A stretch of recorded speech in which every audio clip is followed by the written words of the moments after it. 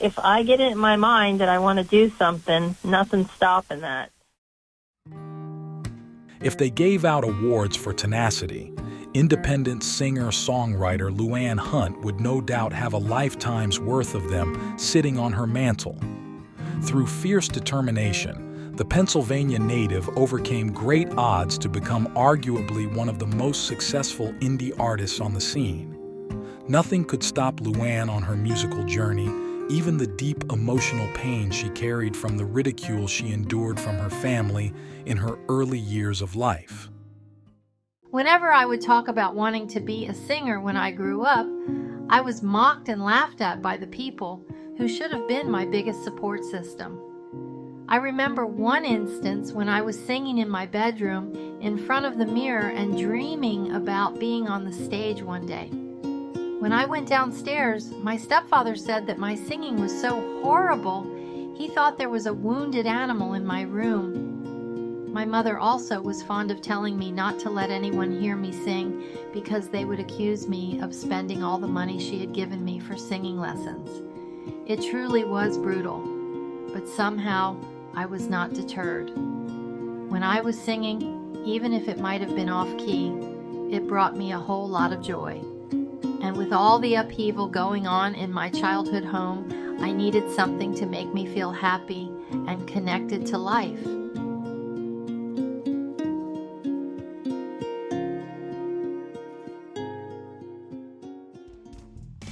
Much of Luanne's young life in Conshohocken was spent listening to 45 records, one of which was Dion DiMucci's Abraham, Martin, and John. She played the song over and over, along with top 40 hits of the era, including Be My Baby and Band of Gold. Luanne's mom, she let me borrow a record called Guitar Boogie Shuffle. Well, I borrowed it, and eventually I traded a record that I had that she wanted, Bobby Goldsboro. The record was called Honey, but I traded her with it. But at the time, I borrowed it, and Luanne came up to the house, roaring into the house. I want that Guitar Boogie Shuffle. I said, why do you want it? She says, I need it. And I had to give it to her. It was hers. But I gave it to her. She grabbed it out of my hand and walked out of the house. As Luanne was coming of age in the early 1970s, the future songbird began listening intently to the Beatles' catalog of songs, memorizing their lyrics and all the memorable music riffs, special effects, and harmonies. Little did she know how much the Fab Four's music, as well as the music of many great groups from the 60s and 70s, would have on her own creative work one day. I was pretty young when the Beatles rose to fame, so they weren't really on my radar until after they broke up in 1970. My best friend at the time had inherited all of their albums from her older brother, and I would go over to her house after school and we would listen to them for hours on end. Although I knew next to nothing about how music was made, I became very interested in the little nuances of the Beatles' music. I remember listening closely for the cool effects, the stacking of their voices, and the variety of sounds they would use to make their songs interesting and unique. After I began writing and producing music, I took an interest in learning more about George Martin, who produced the Beatles.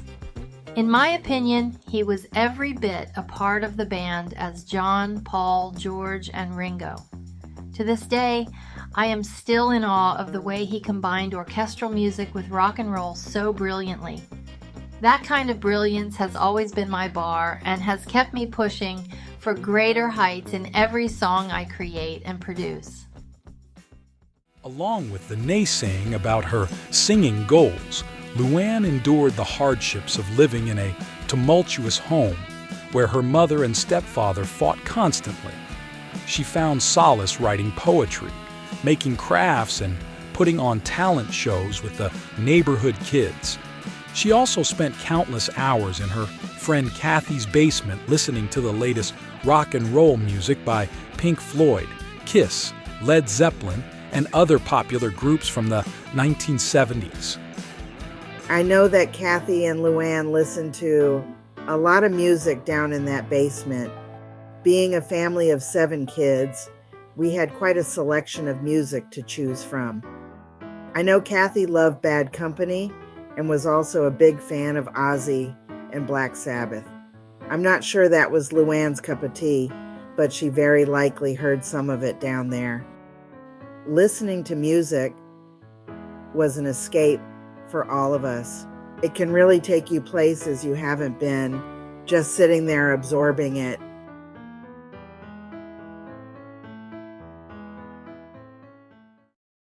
By the time Luanne reached adulthood, she realized how difficult it would be to follow her musical path in the small town she grew up in. She dreamed of moving to Los Angeles and becoming a part of the entertainment scene in Hollywood. The path to that goal opened up when she met Steve Hunt, a young sports writer from California who was in Philadelphia covering a Phillies versus Dodgers baseball game that Luanne was attending. They began a long-distance relationship for several months and married soon. Luanne found herself smack dab in the middle of where she wanted to be but was not prepared to handle the unfortunate situation that would become her reality. Being married to a traveling sports writer took its toll. Steve, who died in 2019, dedicated the majority of his time to his career, and consequently, Luanne was left alone to fend for herself in a world that was foreign to her and extremely lonely. She felt lost and was so preoccupied with trying to cope in her marriage, she let her musical dreams go by the wayside. I left everything behind in search of a better life. But after a fairy tale courtship, life kind of turned into a nightmare for me. I wanted Steve to pursue his goals, but I also wanted to find my purpose, which I knew on a gut level it had something to do with being in the entertainment industry. I just didn't know where to begin. I wound up trying out all kinds of careers, but nothing felt right except for a brief stint as house manager for a local community theater. Unfortunately, the venue closed down not long after I started working there. I went back to drifting from job to job, and that lasted for many years until one day, like magic, my whole world began to change. As a kid, I always wanted to be a singer, but I was told that I didn't have any talent, so I was a little bit afraid to kind of delve in, but it's where my heart was. So eventually I got into doing that, and I started singing at county fairs and retirement homes and all kinds of little venues. And that led to me teaching music, and I was able to actually build this incredible talent network. I don't even know how many students that I had over the years that I taught stage performance and how to sing, and it grew bigger than I ever imagined that it would have. When Luanne felt confident enough to branch out with her singing career, she became interested in recording original songs. That's when she met Lawton Giles, a songwriter who had written several songs for Patsy Cline, including the top 40 hit, Let the Teardrops Fall. Giles was running a small recording studio and publishing company in Upland, California, and Luanne found his listing in the Yellow Pages. I knew that if I was ever going to get anywhere in the music business, I would need to have original material. I had called a couple publishing companies in Nashville, and they sent me a few songs that honestly weren't very good. That's when I decided to see if there were any local publishers. But I had my doubts. So I was pretty surprised when I found Lawton's listing, which was the only one in the phone book under the publishing category. I called him and we hit it off right away. He invited me to his office and told me all about his time writing for Patsy, and I was sitting there thinking I was the luckiest person on the planet. That truly was the beginning of a long and beautiful relationship. Luanne met Giles in 1994, and over the years they performed together on occasion at local concerts in the park. Luanne also recorded several of Lawton's songs, including his gospel masterpiece, He Was There. In 2008, he offered her the opportunity to record an old song he had written in 1960 on the request of Patsy Cline titled "Christmas Without You." Patsy wanted to give her fans a Christmas song, according to Giles. But her label had other plans and asked Lawton to change the words to something non-seasonal. The tune became "How Can I Face Tomorrow," but failed to become a commercial success. Luanne recorded the original holiday version for her 2008 Christmas album, How Christmas Feels to Me. The song took off, and along with amassing numerous accolades, it has become Luanne's signature song, which has attracted millions of music fans since its release. Buster and I wrote the song for Patsy, and she loved it. When her label wasn't interested, she was very upset, to say the least. I've always believed if Patsy would have recorded Christmas Without You, it would have become a holiday standard. You know, it's the kind of Christmas song you hear once and want to sing along. It's very simple, but the simple songs are usually the ones people love the most. I have to say I'm very proud of Luanne and all the success she's had with it. She made it her own, and it's just beautiful. Christmas Without You was produced by Southern California-based producer and audio engineer Eric Uglum, who Luanne began working with in the early 2000s. Luanne credits Uglum for helping her develop a sound that is not only timeless, but markedly different from other artists. The early no-frills records she made under his direction laid the foundation for Luanne's 2007 critically acclaimed album, Breaking Through. The project's lead single, Solace in the Wind, landed on the Grammy ballot in 2 categories and went on to top numerous charts around the world. I can't tell you how talented my late husband Steve was at songwriting. He was a newspaper man, so I never dreamed he could write songs. But at a certain point, he knew that I was looking for tunes, and one day he came into the kitchen and he said, "Hey, I wrote a couple songs for you," and I'm thinking to myself, what is he talking about? I said, "How did you write songs? You don't even play an instrument." And he said, "Yeah, I know, but I wrote them in my head, and I'd like you to listen." So I did, and I couldn't even believe it. They were fantastic. And long story short, he went on to write probably over 1,000 songs in his lifetime, and one of those was Solace in the Wind. He had gone on a trip to North Carolina with his father, and they visited Kill Devil Hills, where the Wright brothers flew their first plane. And I guess Steve soaked up all the beauty and the inspiration, and he came back with the song Solace in the Wind. And when he sang it to me, I thought, that is one of the most beautiful tunes I have ever heard in my life, and someday I'm going to record it. So years later, when I met Eric and he asked me if I'd like to do a nationally released CD, we were talking about choosing songs for the project, and of course I wanted to pick the 10 best songs that were available to me, you know.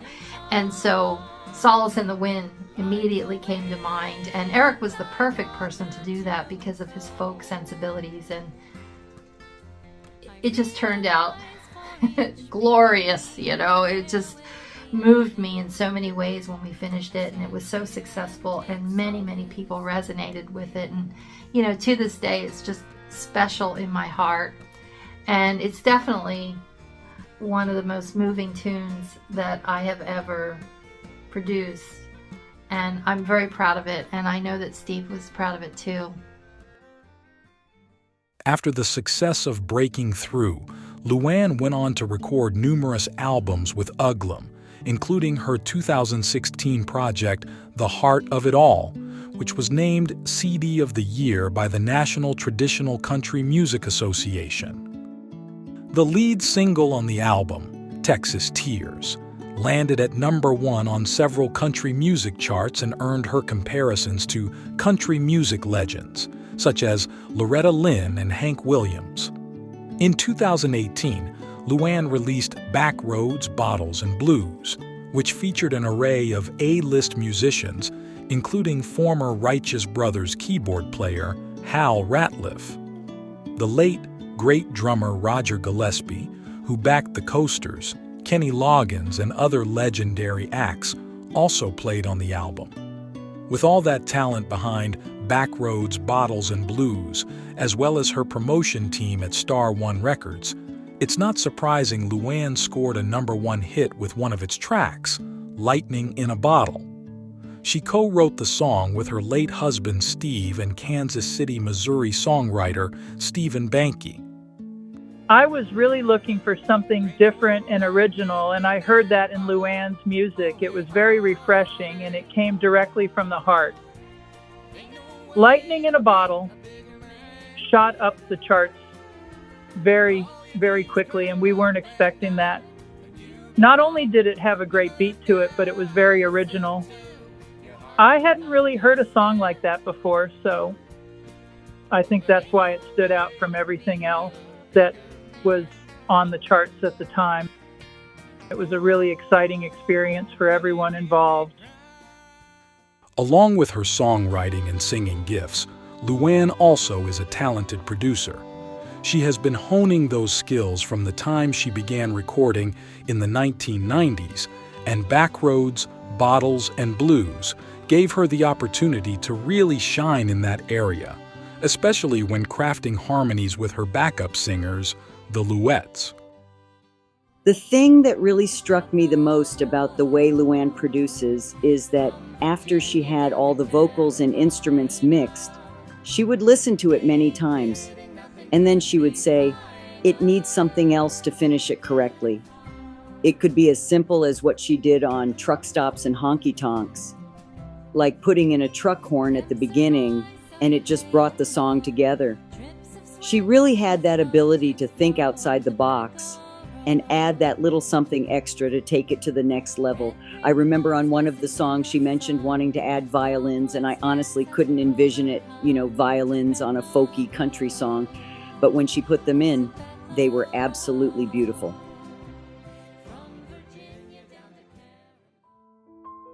At the beginning of 2019, Luanne was riding high on her successes, which included receiving 2 Josie Music Award nominations, as well as a CD of the Year award for Backroads, Bottles, and Blues from the National Traditional Country Music Association. But her joy was short-lived after Steve was diagnosed with congestive heart failure and given a grim prognosis. His condition deteriorated rapidly, and after 8 months of bravely fighting the disease, he passed away at the age of 64 on August 27th of that year. Looking for a way to cope with her grief in the aftermath of the tragedy, Luanne began to write songs about dealing with the loss of a spouse. She says the project not only brought healing, but also a positive new outlook at the direction of her music. I have to be honest, but after Steve died, I was really nervous about moving forward with my recording career. It's not that I thought I couldn't write a good song, because I had been writing for a long time, but I was always in awe of Steve's talent and the music that he wrote. It was just at another level of great. And my biggest songs were songs that he wrote. So I thought, oh my gosh, what am I going to do? Well, right before he died, he handed me a set of lyrics titled On the Other Side. And he said, I'm too weak to write a melody, but maybe you can do something with this. So I wound up working on this for a little bit, and I came up with what I thought was a really good melody, and I played the song at his memorial service. And that laid the foundation for me to record an album titled Season of Grace. And all the songs were about going through the grieving process. And when it was all said and done, I was so proud of that album. I wrote every song on there, and some of them I just listened to and I thought, I did it.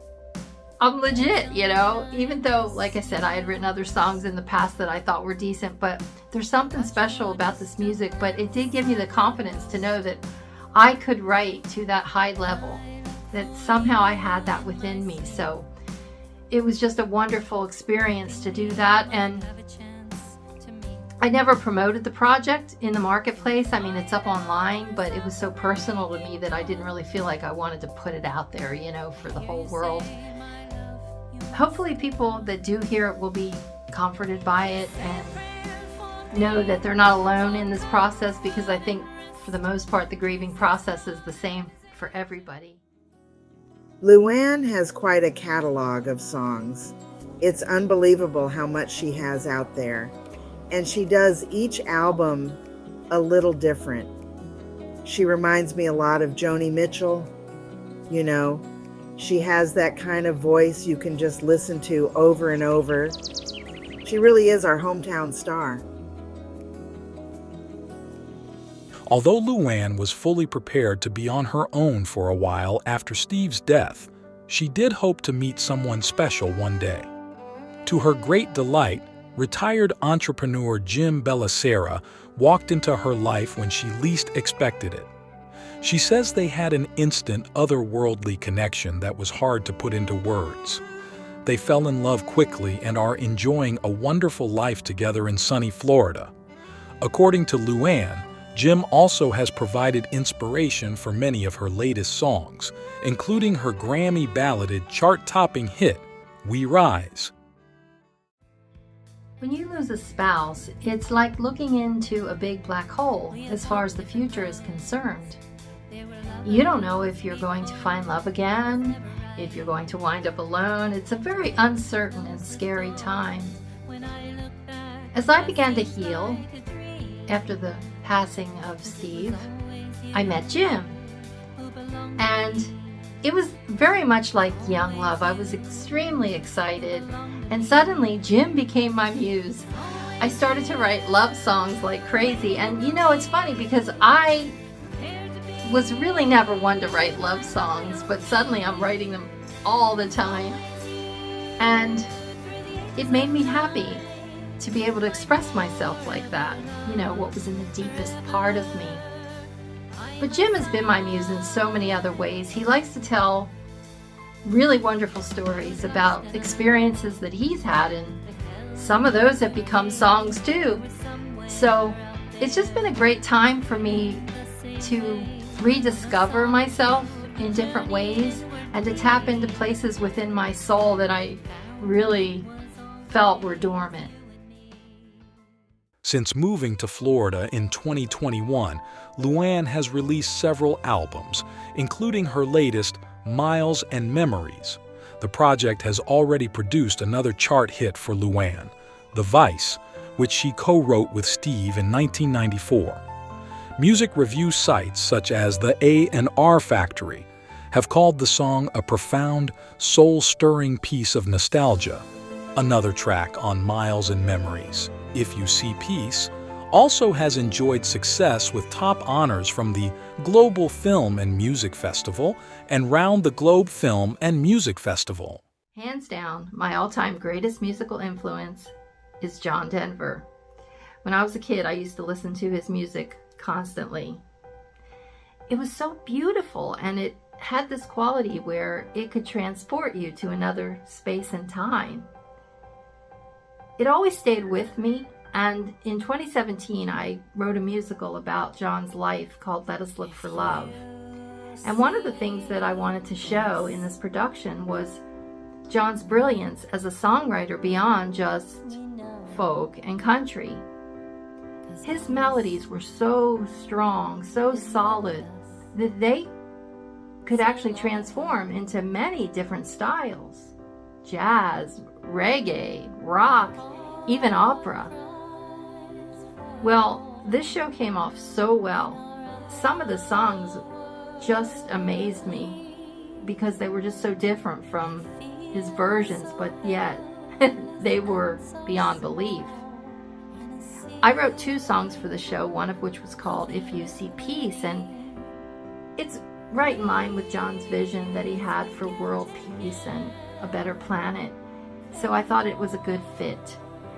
And to my great surprise, the first time an audience heard this song, they about blew the roof off the place. It was really incredible. And after the show, one lady came up to me and said, "You know, that song you wrote about peace, that should be our new national anthem." So I knew that it resonated, and I thought, you know, one day I'm going to record this. And finally, here it is, 2024, and I finally got around to doing that. And we just put it out, and people are connecting with it. I'm really glad that something that I wrote for a musical can now go out to the world and maybe even make a difference. During her career, Luanne admits she has spent more time in the recording studio than on the performance stage. However, she has had the opportunity to sing at numerous prestigious venues across the U.S. She says one of her most memorable shows was at the Wheeler Opera House in Aspen, Colorado, where her music idol John Denver performed on occasion. She also has produced a number of concerts over the years, including her most recent, For the Love of Country. The show benefited the village's Florida-based nonprofit, Villagers for Veterans, spearheaded by Marie Bogdanoff. Luanne's relationship with Bogdanoff also resulted in Luanne writing a song in tribute to female veterans titled Brave American Girl. The tune reached number 1 on the Airplay Express Patriotic chart and landed at number 14 on the UK iTunes Top 100 Singles chart in March of 2024. As of right now, women are increasingly more likely to commit suicide after serving in the United States military. Women have a 14% chance of committing suicide per 100,000 female veterans. It's a huge issue, which is why I am so happy to support the song Brave American Girl by Luanne Hunt. I think it represents what it means to be a female that has served and also represents patriotism. It's very important for people to support efforts like this to be able to help prevent women veterans from committing suicide. I'm one of these people, I just sort of wait until I put the intention out there and then see what comes back. And so when I met Marie and she asked me to do the song, it just felt right. And I went home that day and I wrote the song. It just came to me very quickly. And I felt the emotion of it so strongly. So yeah, it was a surprise for me to have the opportunity to do it. But then once I got into it, I really did tap into the plight of these women veterans and everything that they go through. A little known fact about Luanne is that beyond her music accomplishments, she also enjoyed a successful career for over 2 decades as a freelance entertainment journalist for several Southern California-based newspapers, including the Los Angeles Daily News, the San Gabriel Valley Tribune, and the Long Beach Press-Telegram, to name a few. One of her first assignments was interviewing country music superstar Wynonna Judd. She went on to interview countless celebrities in music, film, television, sports, and comedy. I always loved writing when I was a kid, but never in my wildest dreams would I have expected to one day write for a living. Because Steve worked for the paper, I had the opportunity to cover country music. And I wound up interviewing probably most of the biggest stars in country music in the world. And that eventually turned into me interviewing all kinds of celebrities. So it was always like one of those things, pinch me, you know, I'd have an interview scheduled with so-and-so and this one and that one, and it's like, I'm really going to talk to that person today. It was wild, you know. But anyway, I have so many stories and so many memories, but the one that stands out probably above all of them is when I interviewed Ray Charles. I went down to his studio in Los Angeles and I spent the afternoon with him. And after the formal part of our interview was over, we just sat and talked like old friends. And you know, it's funny, but we talked about analog versus digital recording and different types of microphones and everything to do with the studio, right? And you know, I could have never had that conversation with him if I wasn't an artist myself, but I could speak his language. And that was true of most of the entertainers that I interviewed. So I would have a special exchange with them, and it was always so exhilarating to walk away from these exchanges and say, oh my gosh, it wasn't just me asking them questions, but we really would engage in these incredible conversations. In addition to Luanne's journey being a testament to the power of tenacity, her vast array of accolades and accomplishments are proof that a person can achieve anything they set their mind to, even if they do start out with disadvantages. Yes, the Songbird's life has had many ups and downs, but mostly, she says it has been an ongoing series of magic and miracles. Her philosophy is that the only way to go through life is to follow your heart, wherever it may lead, and you never know how far you will go, or that one day you may find yourself in a recording studio producing a song you wrote for a platinum-selling 1960s band like the Royal Guardsmen of Snoopy versus the Red Baron fame. Luanne says had she let the naysayers in her young life discourage her from going for her musical dreams, she would have never met the Guardsmen or had the opportunity to co-write the patriotic anthem for the group, Alive and Well. She penned the tune with Georgia schoolteacher Dana Lamb Schaubreck in 2012 and went on to produce it for the band at Skylab Studios in Gainesville, Florida. After we got the demo of Alive and Well, the song went through several changes and it grew quite a bit, but for the good. It's a good tune, it's got good words, but also has an important message that, to me, drives home the point that we can recover from where we are. I hope this song puts in people's minds that it's possible to do that. Luanne is a very gifted singer, songwriter, and producer. I feel her melodies are very simple, but they're haunting. Her heart and soul really shines in her songs, and they're all just beautiful.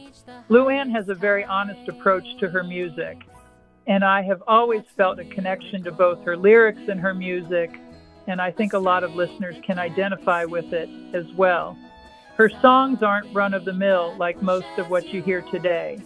Beyond that, Luanne has real drive behind her ambition. A lot of artists expect something big to happen without putting in much effort, but Luanne really partnered with us at the label to reach her goals and make the best of the opportunities we presented to her. You know, I watched Luanne grow into a great artist over the years.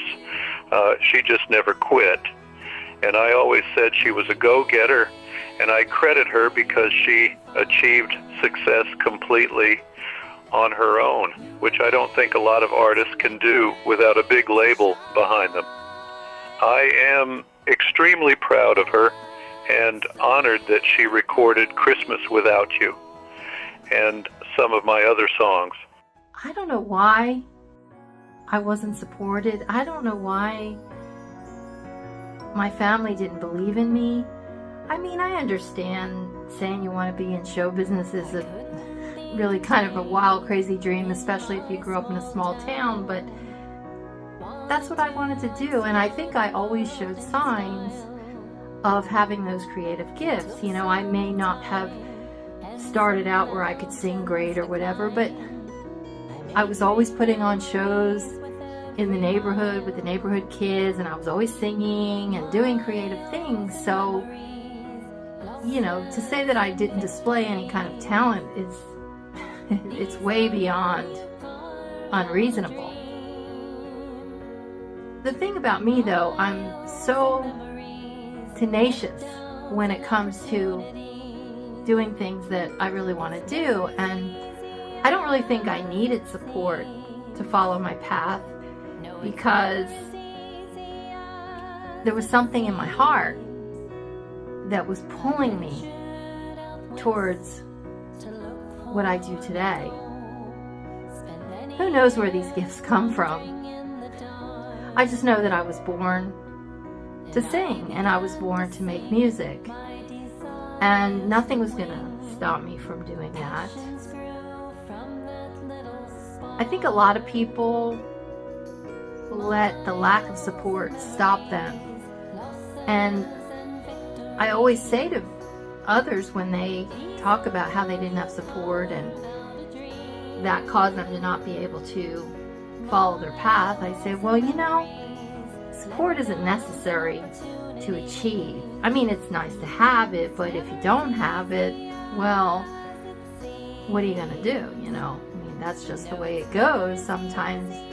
And I think for me, even, I became a stronger person because I didn't have support.